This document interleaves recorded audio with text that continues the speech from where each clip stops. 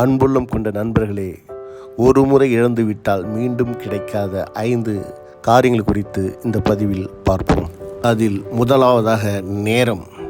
நாம் ஒரு முறை நேரத்தை இழந்துவிட்டால் அதை திரும்ப பெற இயலாது. எனவே நேரத்தை நாம் பயனுள்ளதாக பயன்படுத்திக் கொள்வோம். இரண்டாவதாக வாய்ப்பு.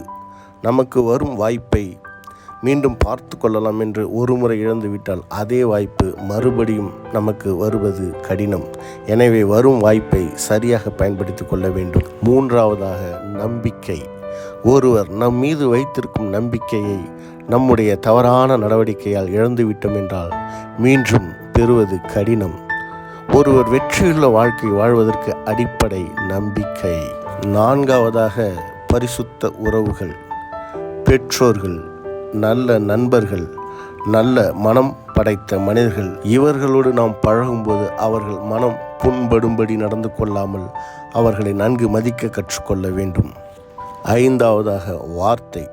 நாம் தவறான வார்த்தையை பயன்படுத்தி ஒருவர் மனதை புண்படுத்திவிட்டால் அந்த வார்த்தையை திரும்ப பெற இயலாது. யாகாவாராயினும் நாகாக்க என்ற திருவள்ளுவன் குறள் படி நம் நாவை அடக்க கற்றுக்கொள்ள வேண்டும். வணக்கம். மீண்டும் சந்திப்போம்.